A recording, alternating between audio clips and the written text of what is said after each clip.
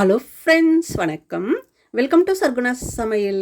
இன்றைக்கி நம்ம சேனலில் ஒரு அட்டகாசமான சுவையில் கருவேப்பிலை தொக்கு தாங்க செய்ய போகிறோம். இதை செய்கிறது ரொம்ப ஈஸிங்க, ஆனால் டேஸ்ட் பார்த்திங்கன்னா அட்டகாசமாக இருக்கும்.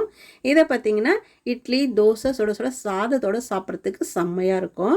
ஒரு முறை செய்து கொடுத்தீங்கன்னா திரும்ப திரும்ப செய்ய சொல்லி கேட்பாங்க, அந்த அளவுக்கு ருசியாக இருக்கும். இதை பண்ணுறதுக்கு 1.5 கட்டு அளவுக்கு கருவேப்பிலை எடுத்துகிட்டு நல்லா அலசிட்டு எடுத்து வச்சுருக்குறேங்க. கருவேப்பிலை இரும்பு சத்து அதிகமாக இருக்கிறதுனால உடம்புக்கு ரொம்ப நல்லது. நம்ம உடம்புல இருக்கிற ரத்தத்தை சுத்தப்படுத்தி ஹீமோகுளோபின் அளவு அதிகரிக்குங்க. நம்ம கண்கள், முகம் எல்லாத்தையும் பளபளன்னு வச்சுக்கும். இலை நிறைய நீக்கிட்டு நல்ல முடி கருன்னு வளர்கிறதுக்கு உதவியாக இருக்கும். இந்த அளவுக்கு சத்துக்கள் இருந்த கருவேப்பிலையை வாரத்தில் 1 முறையோ 2 முறையோ தொக்காவோ சட்னியாவோ செய்து சாப்பிட்றது உடம்புக்கு ரொம்ப நல்லதுங்க. இப்போ இருக்கட்டும். அடுத்ததாக அடுப்பை பற்ற வச்சுட்டு ஒரு கடாய் வச்சுக்கலாம்.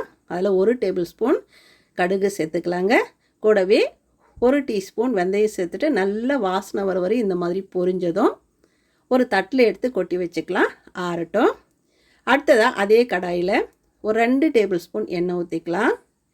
எண்ணெய் நல்லா சூடானதும் ஒரு பெரிய எலுமிச்சை சைஸ் புளி எடுத்துக்கங்க. எடுத்துட்டு அதில் இருக்கிற ஓடு, நார் எல்லாத்தையும் எடுத்துட்டு சின்ன சின்னதாக இந்த எண்ணெயில் பிச்சு போட்டு வறுத்து எடுத்துக்கலாம். புளி இந்த மாதிரி எண்ணெயில் வறுத்து எடுக்கும்போது தொக்கோட டேஸ்ட் ரொம்ப நல்லா இருக்குங்க. அதே மாதிரி தொக்கு ரொம்ப நாளைக்கு கெட்டு போகாமல் இருக்கும். இப்போ புளி பார்த்திங்கன்னா நல்லா வறுப்பட்டுருச்சு, ஒரு தட்டில் எடுத்து வச்சுக்கலாம். இப்போ அதே எண்ணெயில் 1 டேபிள் ஸ்பூன் உளுந்தம்பருப்பு சேர்த்துக்கலாங்க. சேர்த்துட்டு ஒரு பாதி அளவுக்கு வறுப்படுற வரையும் வறுத்துக்கலாம். இந்த அளவுக்கு வறுப்பட்டதும் இது கூடவே 1.5 டேபிள் ஸ்பூன் வரமல்லி சேர்த்துக்கலாங்க. இது சேர்க்கறதுனால தொக்கு ருசியும் வாசனையும் அருமையாக இருக்கும். மிஸ் பண்ணாமல் வரமல்லி சேர்த்துக்கங்க. சேர்த்துட்டு இதுவும் ஒரு பாதி அளவுக்கு இந்த மாதிரி வறுப்பட்டதும் இப்போ இது கூடவே ஒரு 20 பல்லு பூண்டு தோலெல்லாம் உரிச்சிட்டு சேர்த்துக்கலாங்க. பூண்டு நான் கொஞ்சம் அதிகமாகவே சேர்த்துக்கிறேன். உடம்புக்கு ரொம்ப நல்லது, நோய் எதிர்ப்பு சக்தி அதிகரிக்கும். உங்களுக்கு பூண்டு இவ்வளோ வேணும்னா பாதி அளவுக்கு சேர்த்துக்கங்க. பூண்டு இந்த அளவுக்கு வதங்கினதும் இப்போ இது கூடவே ஒரு 25லேருந்து 30 சின்ன வெங்காயத்தை தோலெல்லாம் உரிச்சிட்டு சேர்த்துக்கலாம். சின்ன வெங்காயம் இந்த தொக்குக்கு ரொம்ப நல்லா இருக்குங்க. சின்ன வெங்காயம் இல்லாத பட்சத்தில் பெரிய வெங்காயம் ஒரு 2 வெங்காயத்தை கட் பண்ணிவிட்டு சேர்த்துக்கங்க.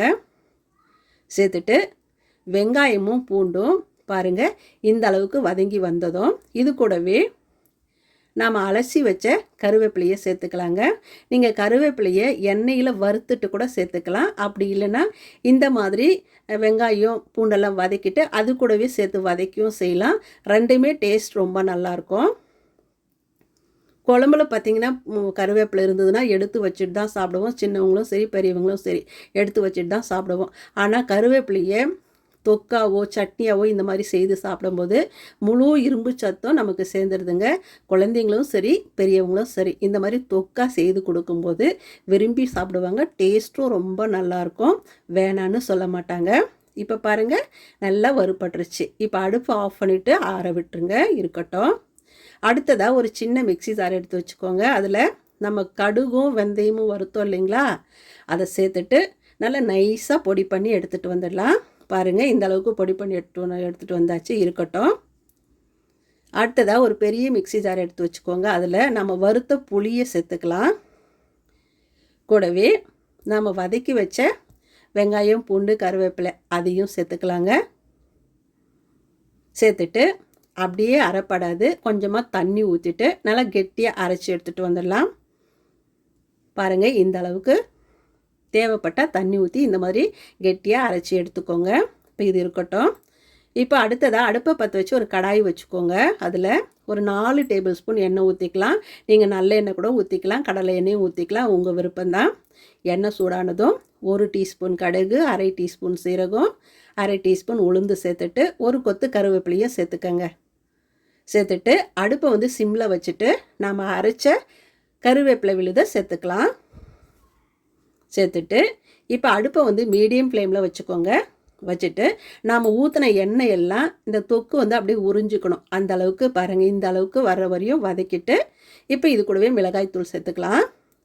2.5 டேபிள் ஸ்பூன் காஷ்மீரி மிளகாய்த்தூள் சேர்த்துக்கிறேங்க. இது காரம் ரொம்ப குறைவாக இருக்கும், ஆனால் கலர்ஃபுல்லாக இருக்கும். இது கூடவே 1 டேபிள் ஸ்பூன் தனி மிளகாய்த்தூள் சேர்த்துக்கிறேங்க. இது கொஞ்சம் காரமாக இருக்கும்.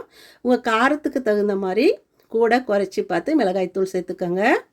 கூடவே ஒரு 1/4 டீஸ்பூன் மஞ்சள் தூள் சேர்த்துட்டு 2 டேபிள் ஸ்பூன் தூள் உப்பு சேர்த்துக்கோங்க. சேர்த்துட்டு இதை நல்லா கலந்து விட்டுக்கலாம். நல்லா தொக்கு மாதிரி வந்து கொஞ்சம் எண்ணெய் பிரிஞ்சு வரணும், கலர் மாதிரி. அது வரைக்கும் நல்லா கலந்து விட்டுக்கோங்க. இப்போ பார்த்தீங்கன்னா நாம் ஊற்றின எண்ணெய் வந்து லைட்டாக பிரிய ஆரம்பிச்சிருச்சு பாருங்கள். தொக்கும் கலர் மாதிரி வந்துடுச்சு. இந்த டைமில் நாம் அரைச்சி வச்சோம் இல்லைங்களா கடுகு வெந்தயப்பொடி, அதை சேர்த்துக்கோங்க. கூடவே ஒரு 1/2 ஸ்பூன் பெருங்காயத்தூள் சேர்த்துக்கலாம். நல்லா வாசனையாக இருக்கும். சேர்த்துட்டு நல்லா கலந்து விட்டுக்கோங்க. இந்த டைமில் உங்களுக்கு வேணும்னா 1 டேபிள் ஸ்பூன் வெல்லம் சேர்த்துக்கலாங்க. நான் புளிப்பும் காரமாக வேணுன்றதுனால நான் வெல்லம் சேர்த்துக்கல. தேவைப்பட்டால் நீங்கள் வெல்லம் சேர்த்துக்கோங்க. அவ்வளோதாங்க, அட்டகாசமான சுவையில் கருவேப்பிலை தொக்கு சூப்பராக தயாராகிடுச்சு பாருங்கள். இதை 1 வாரம் வெளியே வச்சு சாப்பிட்லாங்க. 1 மாதம் ஃப்ரிட்ஜில் ஸ்டோர் பண்ணி வச்சு சாப்பிட்லாம், செம்மையாக இருக்கும். இதை இட்லி, தோசை, சுட சுட சாதத்தில் போட்டு சாப்பிட்றதுக்கு செம்மையாக இருக்கும். கூழுக்கு சைடிஷாக வச்சு தொட்டு குடிக்கலாம், களிக்கு சைடிஷாக வச்சு தொட்டு சாப்பிட்லாங்க, செம்மையாக இருக்கும். நல்லா ஆறின பிறகு இந்த மாதிரி ஒரு பாட்டிலில் போட்டு வச்சுருங்க. அதில் இருக்கிற எண்ணெயும் சேர்த்தே போட்டுக்கோங்க, அப்போ தான் கெடாமல் இருக்கும். இந்த வானலில் இருக்கிற தொக்கில் கொஞ்சமாக சாதம் போட்டுட்டு பிசைஞ்சு சாப்பிட்டு பாருங்களேன், செம்மையாக இருக்கும். சுருக்குன்னு உணர்த்தியாக பிசைஞ்சு கொடுக்க சாப்பிட்டுக்கிட்டே இருப்பாங்க. அந்த அளவுக்கு ருசியாக இருக்கும். கருவேப்பிலை இருந்தால் மிஸ் பண்ணாமல் இந்த மாதிரி தொக்கு செய்து பாருங்கள், உங்களுக்கும் ரொம்ப பிடிக்கும். இந்த வீடியோ பிடிச்சதுன்னா சர்குணா சமையலுக்கு சப்ஸ்கிரைப் பண்ணுங்கள், லைக் பண்ணுங்கள், கமெண்ட் பண்ணுங்கள். மறக்காமல் உங்கள் தெரிஞ்சவங்களுக்கு நிறைய ஷேர் பண்ணுங்கள். நன்றி, வணக்கம்.